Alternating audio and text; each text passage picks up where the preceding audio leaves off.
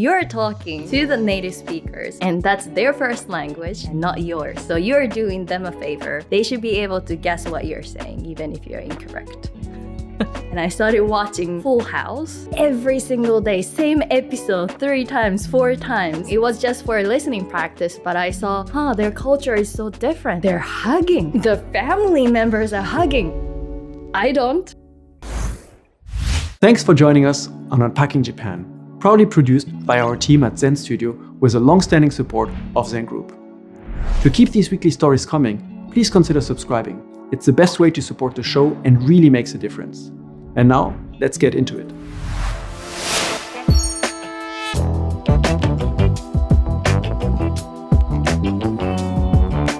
Welcome to Unpacking Japan. I'm Toby, and today we welcome Sayaka in the studio. Thank you so much for coming. Thank you so much for having me.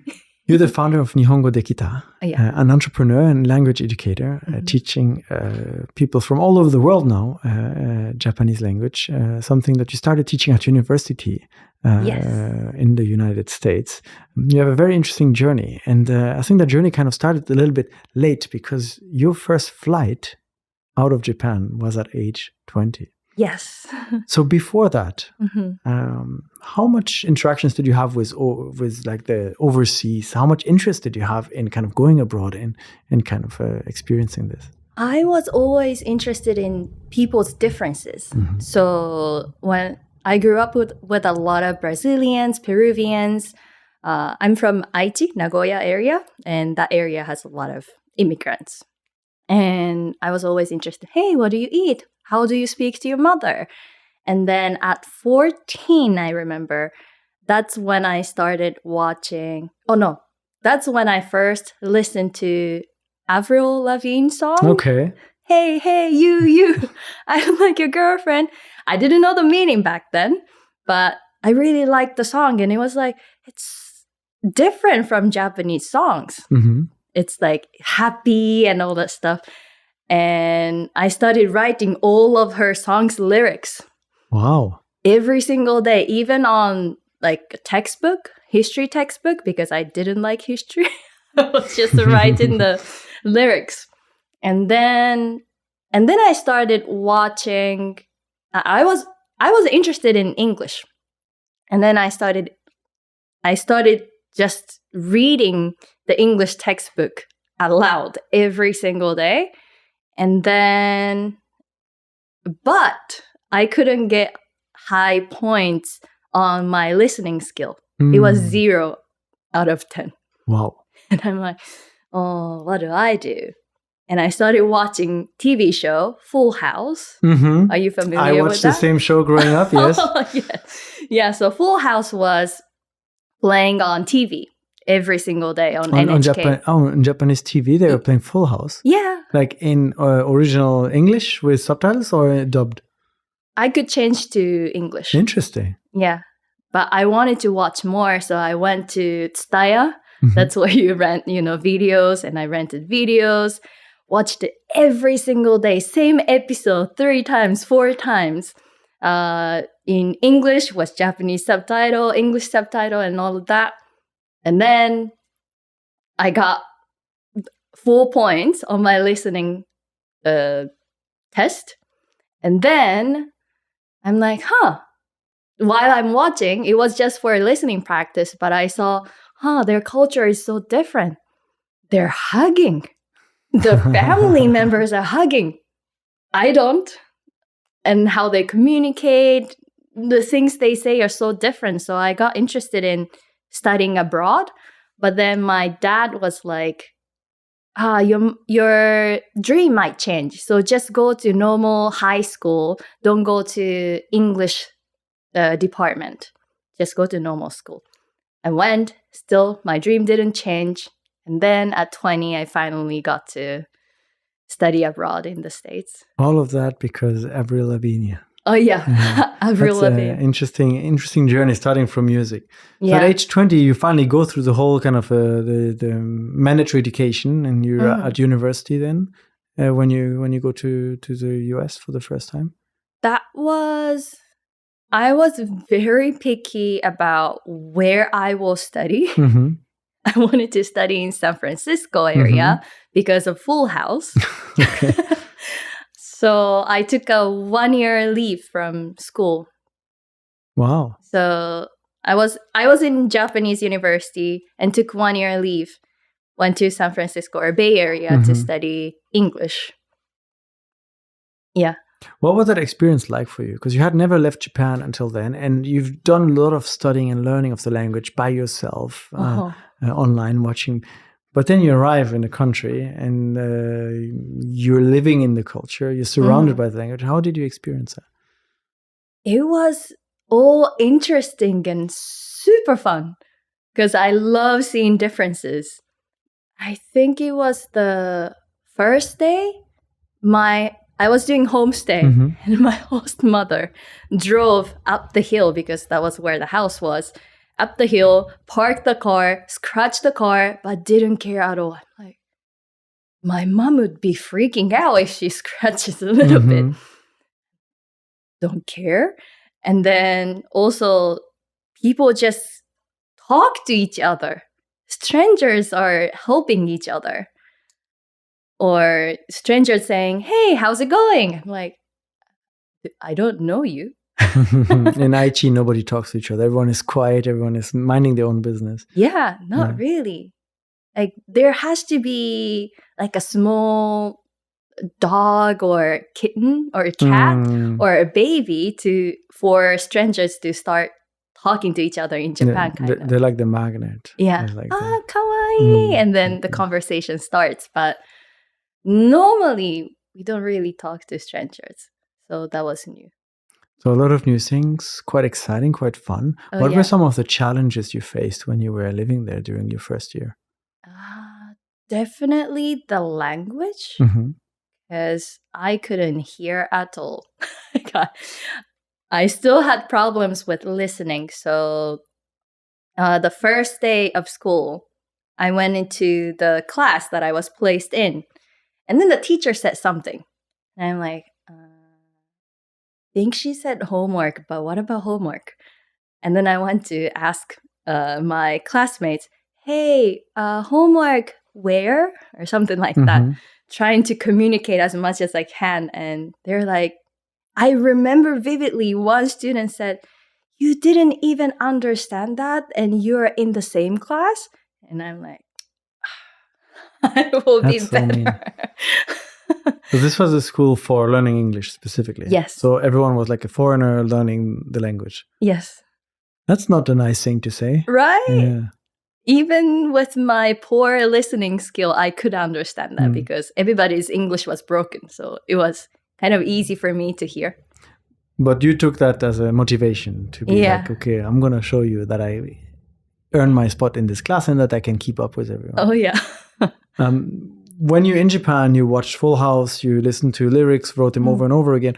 When you're in the United States, did you keep up the same methodology? Did you change something to kind of keep improving and adapting to life there? I don't quite remember, but I loved watching Gossip Girl and other TV shows. I think I did. So that kind of stayed as a kind of main driver for input of language. Yeah. You stayed there 1 year, but it was a gap year for you. Yes. So I imagine at some point you have to decide, okay, you go back to Japan, go back to university, or stay or do something else. What were your thought process during that time? That time staying and studying in United States felt so free for me compared to Japan. So I really wanted to stay. Like when I saw, there was an interview that we had to do as a school project. And then the English school was within, like on the university campus. So I went to interview some people. There was this guy who was in his 40s. He said he quit his job and started his bachelor or master's again. And I was shocked because age doesn't matter. Because in Japan, you go to university and graduate at 22 and then get a job right after and stay in the company for a long time. That's the only like way of living I knew. Mm-hmm. But then I was shocked and I'm like, okay, if it's this free, I want to stay in this country. And then I talked to my mom and dad and they're like, but that's too expensive. And I'm like, that's fair. I'm coming back. So I went back, but always had it in my mind that I will go back to the States one day. And you ended up doing that. You came back to Japan, but then you went back and you studied something very specific, which is teaching Japanese. But you learned that in the States. Yes. In Japan, I can imagine it's quite a common thing. There are a lot of Japanese language schools, a lot of people moving to Japan that want to learn the language. There's an education system to maybe train new teachers. Why learn that specific thing abroad? What was your interest in kind of teaching Japanese? Well, first of all, I didn't want to become a teacher. Okay. Because in my head, teacher is the teachers I've seen are the teachers in Japanese schools mostly. I'm like, I don't want to be a teacher, but I want to use English somehow. And then I want to work in the United States. How can I do that? I don't have the degree or the experience. Then I have to go back to the school. What do I study? I'm like, okay, business. And then I chose business to study just because it sounded nice and maybe business could lead me somewhere. But then I don't have the money. So I was looking up a lot of scholarships online while after graduation. Yeah, after graduating university, I was looking for a lot of scholarships while working full-time. And then I found one scholarship that says Alex Scholarship.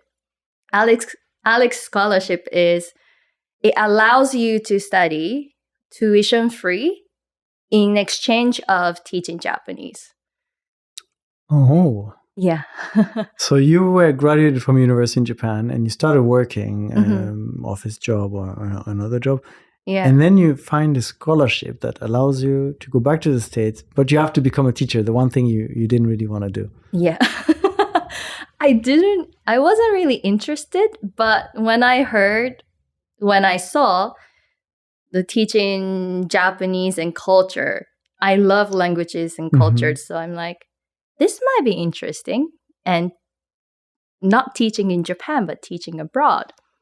And it will allow me to study in the States. So why not try? And other scholarships, I didn't even apply. But that one, I'm like, this is the one. And I just applied for it. The deadline was just in a week. I'm like, okay, I have to write the essay and everything. And somehow I got it. And yeah, that was very fast. Somehow I got it and then got to... And then bye-bye Japan, go back to the States. Yeah. So you went to Washington University there? Yes. And you started teaching Japanese. They were learning to teach. What were your first impressions then of getting into teaching and teaching your own language? Because it's always an interesting thing because you grew up learning Japanese at school and the teachers teach you the kanji, and suddenly you have to pass on that knowledge and you have to pass on things that maybe you didn't think about too much growing up. It was fascinating. It was super interesting. I'm like, I didn't even notice the difference between wa and ga, those small grammar particles or, all of the stuff. And in that teacher training, we are trained as a Japanese teachers. And also there were actual American students who were learning Japanese. Okay. So while I'm learning, I also got to see how American students learn Japanese. And that really changed everything. Why? It was just a 7-week, very, very intensive course. But within that time, the students really increased their Japanese level from literally starting from konnichiwa to be able to talk about their life, what they do, just basic conversation. And at the end of the 7 weeks, there was an oral test, and there was one student I was tutoring. She was only 14 years old. Mm-hmm. She did such an amazing job at the oral test. And all of the Japanese teacher trainees were behind, like at the back of the classroom. And we were watching her. So it's a lot of pressure for her, but she did amazing. And I started crying somehow. I got so emotional. I'm like, this is so rewarding. Like now someone knows a different language. And that, for me, learning English really opened my world. So if I could do that for somebody, and that 14-year-old girl, I hope her world changed by learning Japanese. And that's why I'm like, oh. And that changed everything for you too, because then that experience kind of remotivated you, I imagine, to maybe take it more seriously and kind of really focus on this. Mm-hmm. When you experience this 7-week course and you see this girl making such progress, what do you start thinking about in terms of what you want to do with that teaching and this course that you are enrolled in? I was already, so that my program that the program I joined was, let me start over. The program I joined was 1-year program. So I wouldn't be able to get any master's degree or bachelor. It was just 1 year. So it was mainly for me to teach and then take some courses in the same university. I knew I was going for business, but I remember at the end of the 7 weeks teacher training, I talked to the program organizer. Hey, can I change? Can I not take business classes? Because I think I'm interested in Japanese. But I know it wasn't a deal when I signed the contract. Is it okay? And he said, yeah, it's okay. You could still try taking some business classes, but with the university contract, I could actually take any classes I want. Oh, cool. Yeah. So I took marketing class. I'm like, the educational side was where your interest was. Yeah. Can you tell me a little bit about what you learned about how Japanese was taught, the methodology that you kind of learned there, and that may be different than what you're doing today? But I imagine you had some very specific kind of guidelines or textbooks, like teacher textbooks, that you were asked to follow. This is how you teach Japanese. You start with this, then you learn this. And what were some of the things that you experienced then? The teaching methodology that I learned was performance culture. It's so basically students have to memorize the dialogue from textbook, and then teachers prepare scene or like a scene for them to naturally perform the memorized dialogue and somehow change some of the words. So it's like, well, this is America, but it's actually not. When you come to the class, this is Japan. And then we use like a different background. Like, for example, if it's a cafe scene, we use cafe background. And then we say, ここはカフェです. This is a cafe. Okay? This is not America. This is not classroom. And then I'm actually the barista. So I'm not acting like a teacher. I'm saying, いらっしゃいませ. ご注文は, and all this stuff, just pretending to be that. Everybody has to perform. That was That's the first time I hear about that kind of methodology. Oh.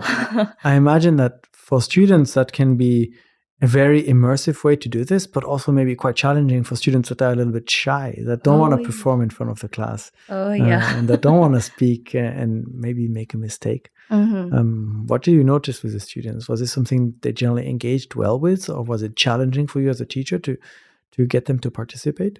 I think it was very demanding for both teachers and students. Students to memorize a full dialogue in a foreign language, that's tough, and a lot of homework on them. And again, if they're shy, creating the classroom where it feels safe to make mistakes was really, really important. But I think most students were pretty good with engaging and doing the performance. Those students were all university students? Oh, not all. All of them. Because there was one 14-year-old girl who was still in middle school but taking college classes as a credit, I think. Wow, okay. It was a summer school. What were the expectations for students when they are attending the classes? I learned my basics of Japanese. I learned when going to Japanese language school here in Japan, and there it's kind of all focused on quickly making progress so you can take the JLPT. But when you're teaching at the university or summer school in the United States, what is the kind of focus? What kind of goals are you setting as a teacher, or do the students set for themselves?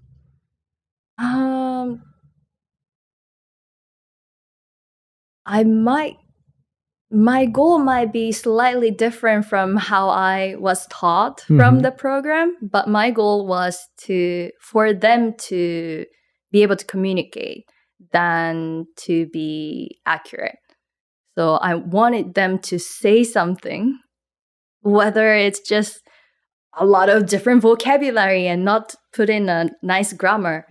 It's okay, I'm Japanese, I'll take a guess of what you want to say. And I think that's what usually happens in Japan. Of course, I teach grammar, but yeah, that was the main goal. Did you notice any specific challenges the students were facing that they kind of always get stuck on wa versus ga, or they have a struggle with, I don't know, masu, or some kind of grammar form, or were there any patterns that you noticed kind of came up regularly, or was it very individual to the students? Individual, but I think adjective conjugations get them confused a lot in the beginning, because there's a lot of kata kata kata kata. I think they're confused with adjective conjugations. Particles, first they get confused, but they get better at it over time. How long did you end up doing this in the United States? Only a year. Only a year. Yeah. So then your scholarship kind of comes to an end. Yes. And you have to come back to Japan. Yes. But now you kind of have this idea of like, oh, I want to be a teacher. But before you went to the States, you mentioned that you didn't really see yourself becoming a teacher at the Japanese language school. No. So what's your plan when you're back in Japan? Ooh, I didn't have any plans, but I wanted to do something to help foreigners in Japan. And that idea came from taking a course in that university while I'm teaching. I took a course called Children of Immigrants. And I studied that. And there was a final project where I had to do a research about anything about immigrants, whether it's immigrants in America or in Japan. So I picked Brazilians in Japan because I grew up with them. And I studied about them and made a video as a final project. And I'm like, okay, just like how I learned what are the struggles that immigrants go through in America, there are similar people in Japan. So what can I do? So I wanted to see how it's like. And then I joined this company, like a dispatching company that was connecting Brazilian, Filipinos, Peruvians, a lot of people who came here through, I think, descendant visa and companies. And that didn't last so long. So this was something like you had this idea, you want to help people that are living here, and you speak both languages, English and Japanese. You can kind of be the bridge in a way. But the system that you kind of stepped into was not the system that really worked for you. No. What were some of the things that you're like, this is something maybe not so much for me? A lot of things. There were a lot of things. First of all, English didn't really help because they didn't speak English. And then 2, I just didn't want to work for a Japanese company for a long time. But then just because I wanted to help immigrants in Japan, I joined the company, but it just didn't work for me. Yeah, it didn't work. And then also, it felt like the company was using immigrants to make money. That's how I felt. And I got really, really sad and I just quit. So back to square one, back to trying to find something that works for you. Eventually, and this is a little bit after COVID happened, you started a YouTube channel. Yes. Yeah. Was this a spur of the moment? Was it something you started with a plan? Or was it, I'll just make a video and put it out there? That wasn't planned, actually. Well, during the time I was working at that dispatching company, I was working with a lot of Filipinos, and I had to teach the Japanese system, how the social insurance work and all of that stuff. And the staffs don't even know that. The company employees don't even know that. And also, there's a lot of jobs that says you have to be able to speak 20% Japanese. I'm like, what the heck is a 20%? Yeah, what is a 20% Japanese? Exactly. You start the sentence, you don't finish it? Or I don't know. And I've also been to those interviews between the company and the applicants, the immigrants. And they say, they should be just able to communicate at a basic level. So I took some of those people, and they can speak. But the interviewers, they're using very difficult Japanese. And I'm like, you said basic level, and you're using that high level Japanese. And then I just went back to, okay, if I really want to help them, I can teach them Japanese. I think teaching them Japanese will just increase their quality of life overall. I might not be able to just directly connect them to a job, but learning Japanese would give them more opportunity. So I was just always saying I want to go back to teaching Japanese, but I don't want to go back to companies. Well, I don't want to work at a Japanese language school. But I want to teach. I started applying for masters in America. Okay, so again, the dream pulling you across the ocean. Yeah. I did apply. I got the offer. But in the end, I just didn't take it. Sorry, that wasn't really answering your question. No, it was because I imagine that this kind of refusing that offer then eventually led you to like finding your own way of teaching, which was through the YouTube channel. Oh, yes. So before we dive into that channel, actually, you mentioned, again, you didn't really want to go to be a Japanese teacher at the language school. Why is that? Why not teach at the Japanese language school? What did you think was not suitable for how you wanted to teach, maybe?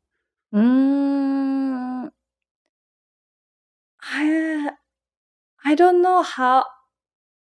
I wasn't really thinking about the methodology that they were using, but more of I don't want to work in a Japanese company. Yeah, the hours I've heard from some teachers that I used to talk with can be quite long and unrewarding sometimes. So YouTube was the best alternative for you. And at the time, I think YouTube was booming. And with COVID, nobody could travel to Japan. So I imagine there was an audience. Did you kind of have an idea of how you wanted to, or what you wanted to put out there? Like, do you remember the first video you made and put on your channel? First video, I think it was about sumimasen, having 3 meanings. Okay. I think that was it.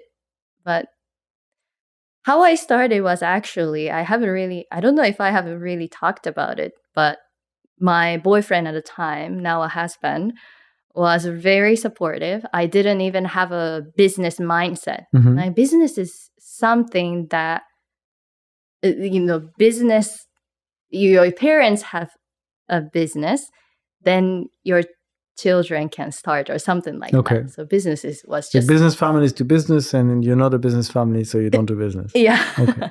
I was like, oh, you have to belong somewhere to work. That was in my head. But then he's like, you can start your own. I'm like, what do you mean? Oh, you can start your own. So here's your email address. Here's your Instagram account, YouTube account. And here's your student. So my friend needs to study Japanese and you know how to teach Japanese. So teach him. Like, wow. Oh, so he really pushed you out there. He kind of put you on the spot. It's like, okay, you don't want to go to teach at the school, so do it this way. Yeah. And I'm like, you did all of this? Even made a contract paper and all of that? Took so long. I'm like, I cannot make it go waste. And that's really what I wanted to do, teach Japanese. So I started from there and didn't want to share my face online that time. It was Instagram that I started with. So I was making pictures of words, just like mushiatsui, and then add some words. Nobody sees that. Maybe a few likes, but it's not fun. And I was looking at all of the posts that I've made, like, who would want to see this and study?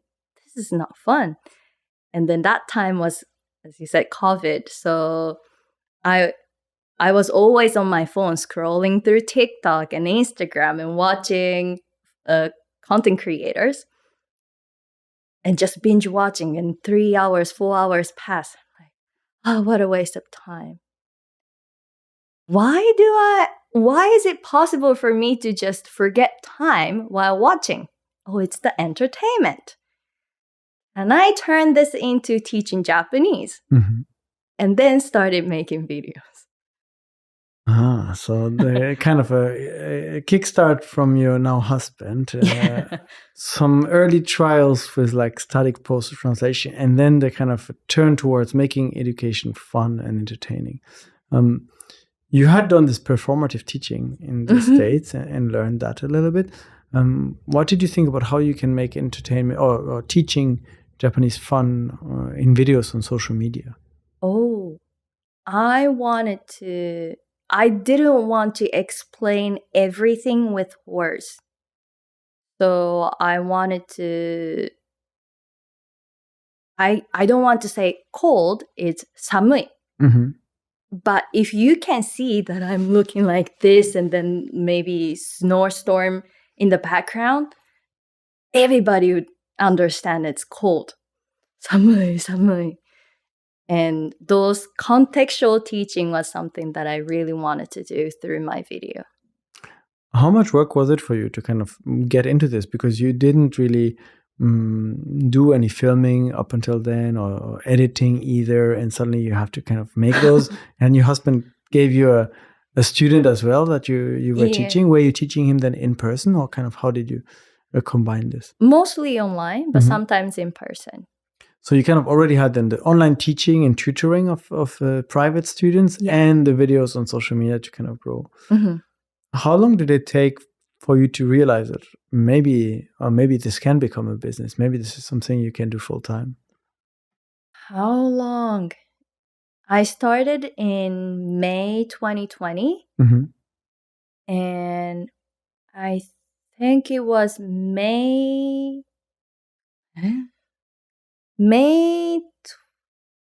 December 2020. That's when I first started posting videos. And then I quit my day job in March 2021. So that was pretty about quick. a year. Yeah. When you start out, you're just testing. You have some students, but eventually you probably have to start thinking about, okay, I need a methodology. I need a teaching plan. I need to kind of plan all the videos. You cannot just every morning wake up and think, oh, today I'll make a video about Samui. Today I'll make a video about Atsui. And how did you kind of approach then kind of structuring a little bit all this teaching and planning? I'm very terrible at planning. So it's always like, oh, this idea. And then just write and film and do everything. One go. Okay. So very spontaneous. And that kind of added up to a library of videos. When you start getting traction online, I imagine you start getting a lot of students, maybe in Japan, overseas, asking a lot of questions as well. And I imagine all of those students may be learning Japanese in different ways because of the methodologies and whatnot. What were some of the common questions you started getting a lot from the students? How can I start learning Japanese? Oh, okay. Is the question I got a lot on social media. Yeah, that was the most asked question. How to even start? Wow. Yeah. How can I learn Japanese? And I'm like, I'm here. But there are some people who are like, I'm studying Japanese with Google Translate, but I don't know how else to study. There were a lot of people studying with Google Translate. I'm like, please do not. But then I couldn't really say it. And then I started making content with Google Translate. And then that also kind of, a lot of people found that video and followed me. But yeah, that was the question. How to get started. That's interesting because you'd assume that this is maybe the easiest. You just maybe buy a textbook or watch a video. But it seemed like where to start is kind of a tricky thing for many. Yeah. Your channel grows. I think now you have like over 1 million subscribers on YouTube. So you've got a lot of students. You've got a lot of courses. And we'll talk about this in a little bit. That turned into an actual company. You've got now other teachers that are working alongside you and such.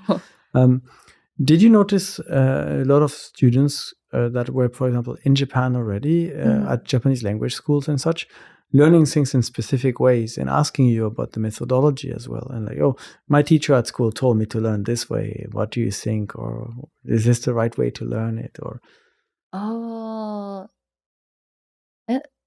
like how I recommend studying? Maybe some students. So, for example, I went to Japanese language school and I thought it was interesting, but I feel like the methodology was not always necessarily suitable to everyone. And the way things were taught maybe were very rushed because it was crammed in for planning for the JLPT. Oh. But then maybe some other students are in similar situations and they would come to a YouTube channel like yours and kind of seek out a different perspectives because you're trying to focus more on the entertainment part of things, on learning the language for the pleasure of learning the language as opposed to learning the language to pass a test. Did you get students like that kind of came into your comment section or message you directly to ask about certain things that they had learned one way, but maybe there's a different way to study it? I don't quite remember people asking me the methodology of studying, but I don't think so. Sometimes I get like, how can I study for JLPT? But I just say, that's not my profession. I don't teach for JLPT. So your focus is really on the conversational aspect of the language and kind of learning how to use it and enjoy this. Yes. So at what point do you decide to turn this into a company and hire other people to work with you and not just you making your videos and such? That was... Okay, so I was a sole proprietor before, and then doing all the businesses and also taking in just private lesson students. And then I started getting a lot of DMs and comments saying, do you have any online course? Do you teach online or do you have like group classes and yada, yada, yada? So I'm like, okay, so if that's what everybody wants, I'll create one for you. And then I created one, started it, quickly realized that I cannot do it by myself. And that was 2022. So about 2 years later, after you kind of started out with all of this, it really quickly changed. Yes. 2020 is when I started the social media. 2021, I did a community, but kind of failed because I didn't really care about the students' levels, like from beginners to advanced students. Putting them together in one place wasn't working really. So that failed. And then after the 2022, January, that's when I started the courses. And then couldn't manage it by myself, so I started hiring people. And then after a year, I'm like, okay, I have to make it really legitimate. Then I made it into a company. Yeah. So to make these courses together with other teachers, how do you approach the creation of a course to still make it fun and entertaining, but also to make it something that is educational, that when a student goes through your course, they come out with an improved level of Japanese? What are some of the key elements that are important for you to be included? Community. Okay. Yeah. I give them a lot of work, even though most of them have full-time job or full-time student. But if you're just studying by yourself, I think it gets boring, especially most of them live abroad. So they don't get to use Japanese. But if they have somebody who can use Japanese or practice Japanese with, there's a reason to study. So I really like putting everybody together, making students pair up outside of the class to do speaking homework and talk about themselves. And they probably talk about something else too outside of the recording. So they submit the recording and we check. That part is, what I care the most. You said that you actually tried to make a community earlier and you failed because you didn't really pay too much attention to the level of students. Now, community is like a key aspect of all your courses because you want people to learn together and share their experience. What do you think is the key to a successful community for language learning? For language learning? Oh, that's a good question. So you've obviously succeeded at bringing people together from all around the world to learn the language. Why do you think it's working this time around? What are you able to establish that makes the students want to engage with other students and record the videos and actually put in the work to practice and improve? Well, from the teacher's side, I think having everybody on the same level is good. That's why courses work, to create community from there. Because what they understand, they understand. What they don't understand, they don't understand. So it works better. And for students, I think that they... what was I thinking? It just went away. Hold on. Oh, yeah, I remember now. Students love talking about themselves. Okay. Of course, they want to express themselves, right? So I try to let them speak about themselves and exchange opinions or exchange what they do daily life or their hobbies or, all the personal stuff in class and also outside of the class. So getting them to talk about themselves and pairing them with someone that is on the same level to make sure that they kind of can understand each other the same way you were mentioning earlier when you were learning English. Students from all over the world learning a common language, even though the language is not perfect, you kind of understand each other. You kind of see where this is going. Yeah. How was it like for you to go from just being the one to teach the classes to your private students to suddenly have other teachers that you may have to supervise, but maybe also you want to make sure that if they're teaching through Nihongo Dekita, they are teaching a methodology or in a way that kind of matches what you want? Because I imagine you don't want them to suddenly go and teach the JLPT drills and like just kanji practice, but you want them to kind of stay close to your idea of teaching Japanese. Right. So how was that transition for you from being the alone teacher to having a team of teachers? Difficult. Super difficult to work with people, especially when they're working for you. I didn't know a lot of things that I had to do as a employer. So I failed many times. But we did training, and they started as a teaching assistant at first. So they are in the same class together. And then at one point first they start checking homework. But when they check homework, there's a methodology that I want them to use. So I teach them how to do it. And then I get back to them, hey, can you do it this way or that way? Because in Japanese education, what I knew was when something is wrong, teachers would say, why didn't you do it? Like a lot of times for me, it started with, you didn't do this right, like a negative comment. But in America, what I learned was start with something nice, encourage them, and then say in a way that they want to improve more. Like, hey, if you improve this one, you will feel better doing this, or yada, yada, yada. So that I also had to teach them, but I didn't really think about that would take more time. I thought it would lighten up my workload. Oh, it didn't. It didn't.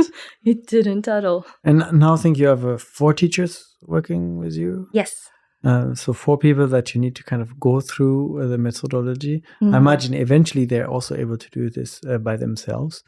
You said that there was something important to you is kind of how to correct the homework, and that there's a way you prefer to have it done. What do you think is important? You mentioned the encouragement, but when you look at someone's work in Japanese homework, whether it's a small essay or something like that, do you think everything should be corrected? Do you think only specific aspects should be focused and like there's one improvement point every time? Or what do you think is the right way to get the students to really learn and not make a mistake again? It really depends on the student. Some people really struggle with the pronunciation, but grammar is perfect. Then I would give the feedback on their pronunciation. But if someone is struggling with vocabulary, grammar, and everything, including pronunciation, I would not correct everything, because pronunciation, I mean, like pitch accent, later. we can understand.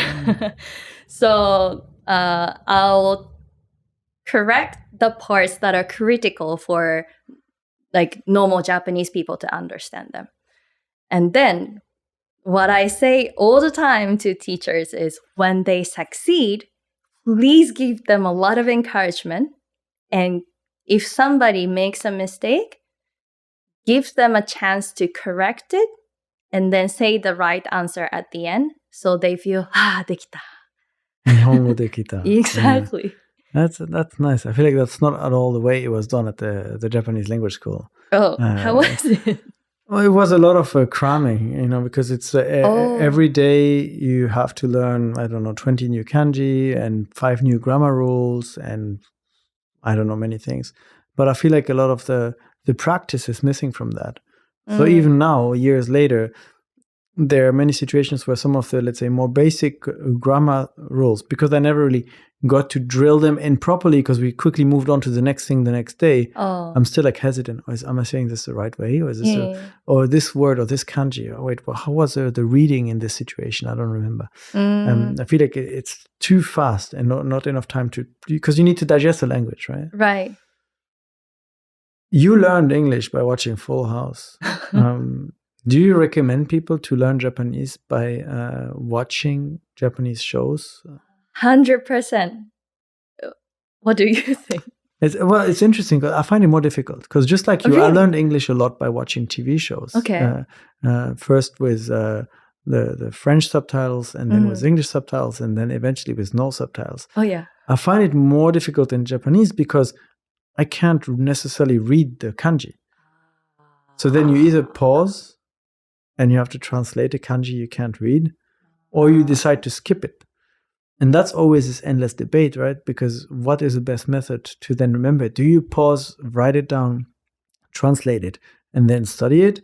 Or do you watch the whole episode of whatever you may be watching and then you go back? Or do you just focus on constant input until maybe you start understanding it from the context by seeing it multiple times?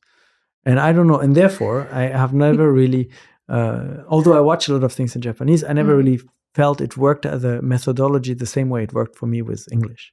Oh, that's an interesting point. Yeah. That's true. There's too many kanji there. And the other thing that I notice is, I guess one of the main things people watch to learn Japanese is anime. Mm-hmm. The way people talk in anime is not usually what you may hear. Yeah. And so you hear and you get a lot of expressions, but nothing necessarily that you may use, or not ways you wouldn't talk like that to anyone.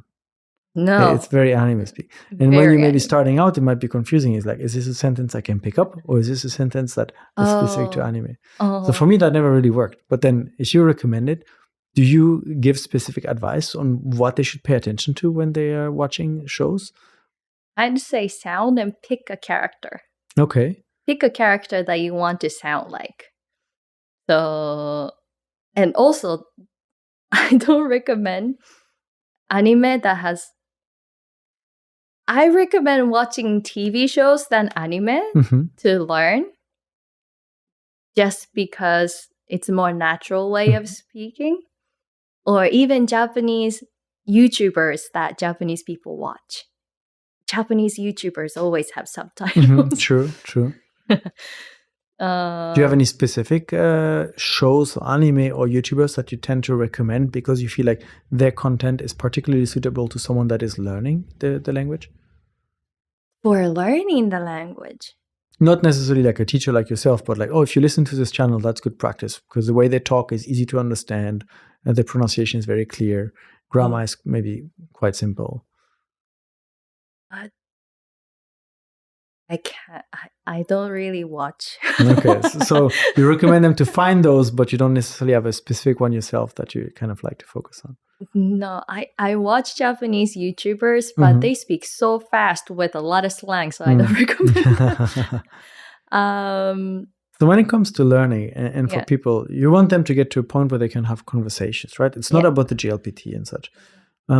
What do you think are the keys that they need to focus on to get to that level? Is it more about pronunciation? Is it more about grammar or vocabulary? What are some of the elements that, if you're able to do this well, generally you will be understood here in Japan? Vocabulary and courage.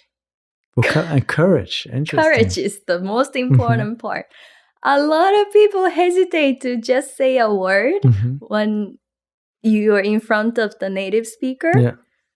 But if you don't say anything, you don't even give a space for the native speaker to guess. Yeah.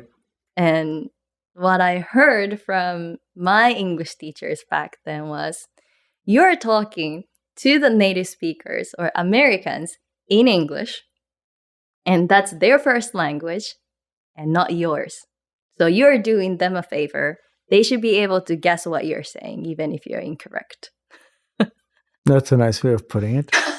I think it's very true. A lot of people agree with this. I think it's a very true statement. A lot of people might have different opinions on it too. Yeah. But for you, that's kind of, you're doing, as a foreigner, you're doing the effort in Japanese, and therefore you're showing, in a way, a form of respect to your counterpart by trying. Yeah. And so the key is courage to get started, and then vocabulary. More than grammar and pronunciation? Yeah, I would say vocabulary, because even if you forget grammar, but you have vocabulary, your body for the gestures, context, and your courage, you can say something and we can start guessing what you want to say. And most of the time when that happens, Japanese people will say the sentence you wanted to say for you if you can communicate well or if the Japanese person gets it. I've noticed downsides to that too. Because when you start having, let's say, a decent enough amount of vocabulary and your counterpart is maybe someone you spend time with regularly and they know you, you're going to be starting a lot of sentences, but you never need to finish them because they will always end up guessing what you're trying to say because they know you. But then you don't make the effort to do the full sentence anymore, right? And you kind of get stopped. You stop the learning part or the utilizing the language part at using those keywords that you... I understand that. So when it comes to learning these vocabularies, since this is one of the important aspects for you, there are people that maybe have different methodologies. Some people is like, okay, repetition. You have to write the kanji 1,000 times to remember it. Some people will say you have to learn the kanji separately, just like learn the kanji, and then learn it in different words. But some people will tell you, learn the full word and forget about how this kanji is said in other words. Just like, this is this word, this is this word. So, for example, if we take the days of the week, like Nichiyobi is Nichiyobi, and it has 3 kanji, and each kanji means something different, but just learn Nichiyobi and that's Sunday, as opposed to learning the individual ones. But some people will say, just learn, this is a kanji for sun, and this is a kanji for this, and this is a kanji for that, separately. Yeah. Do you have a recommendation on this, on how you prefer maybe to teach students to remember the vocabulary? Vocabulary or kanji? Well, they kind of go hand in hand.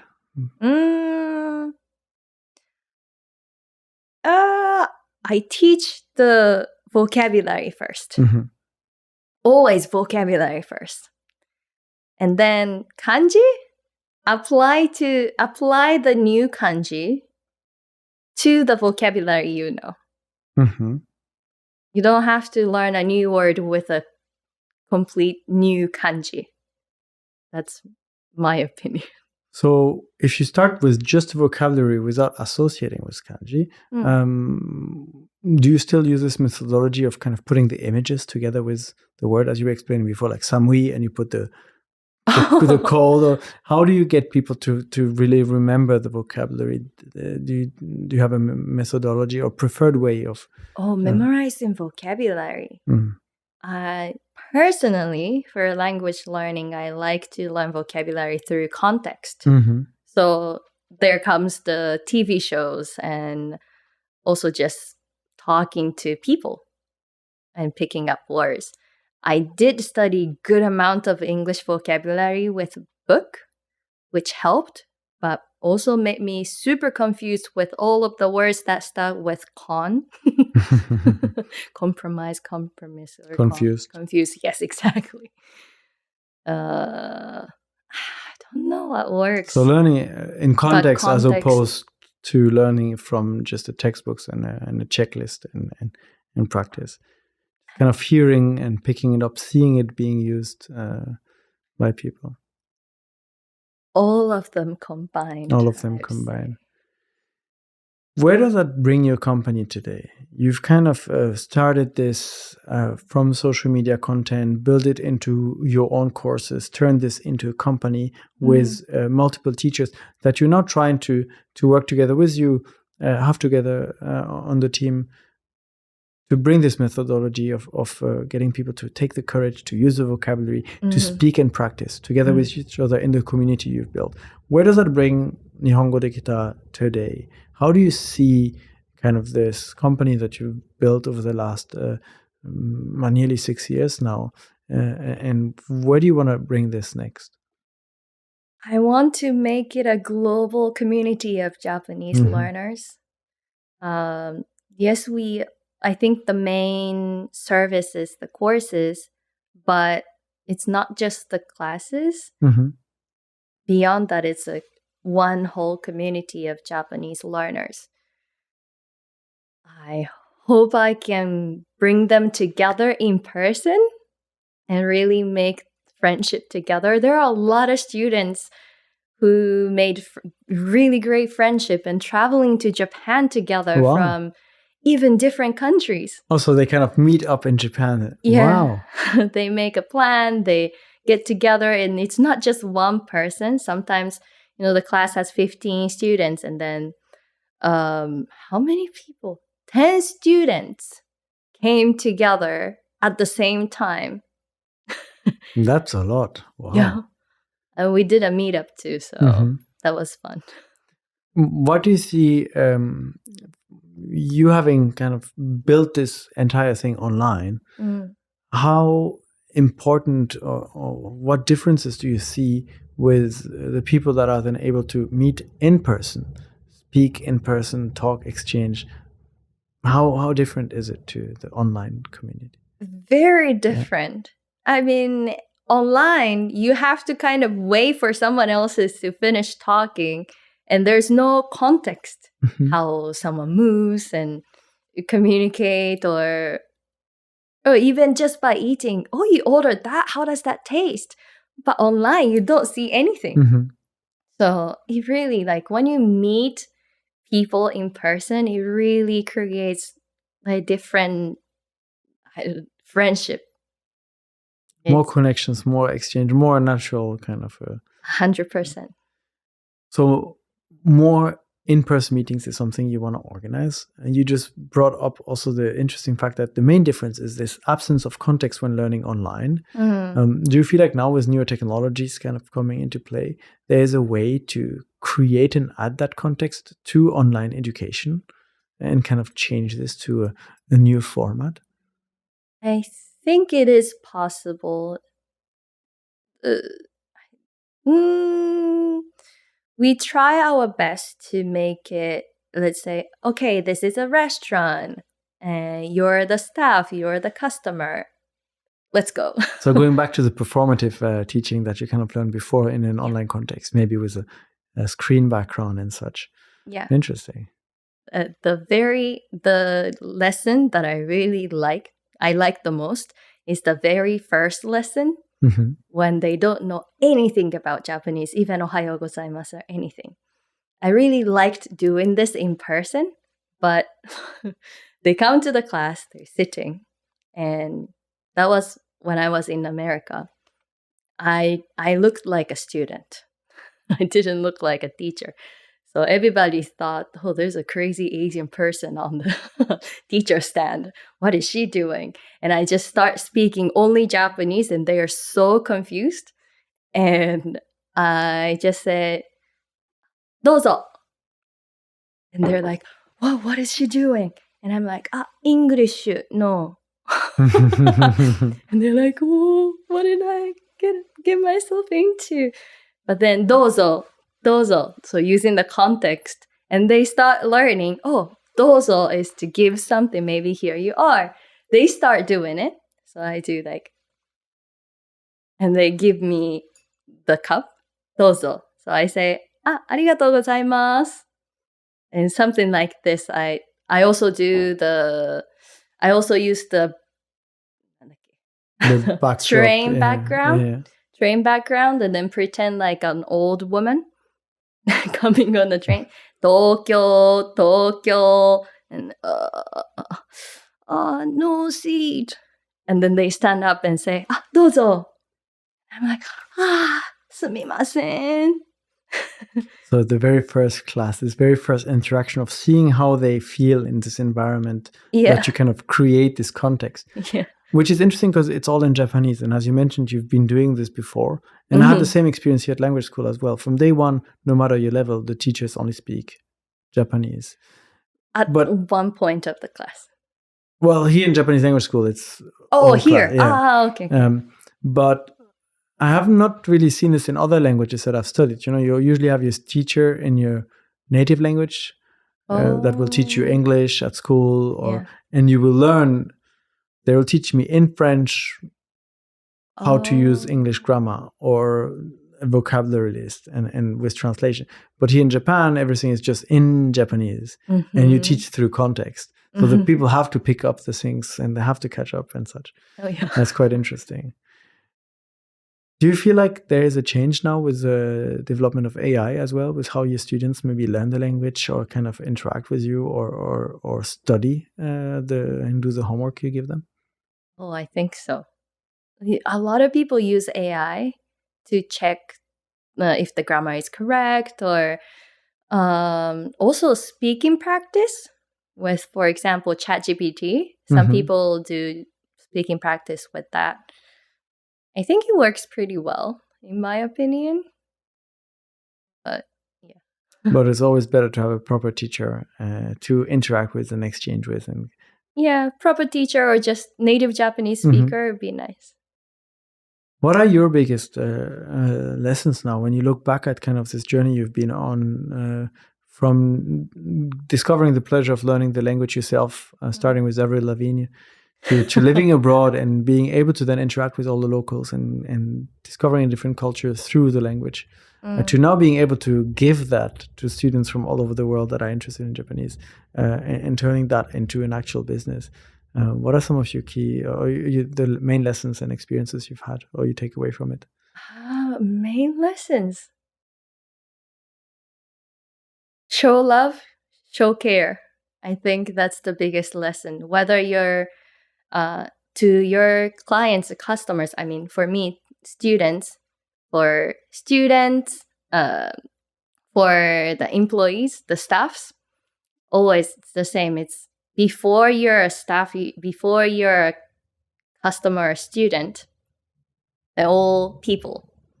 So show that you care, show that you see them, show that you hear them, I think. And for all the people that are kind of interested in getting started, they should just start. That is like the biggest challenge. Yeah. Sayaka, we talked about kind of a lot of things so far. Is there anything you would have liked to talk about that I didn't ask you about? Can't think of any now. And there might be the moment we turn off the cameras. There usually is. I'm just going to go back through my notes, but I think we covered quite a lot of things. I think it's really awesome what you've been able to build, and kind of, for me too, when I started learning Japanese, especially your channel and other language channels, kind of really helped a lot to get maybe different perspectives and slower pace learning. I think we didn't talk too much about the pace, but the language schools, it's just like cramming everything into you day after day after day.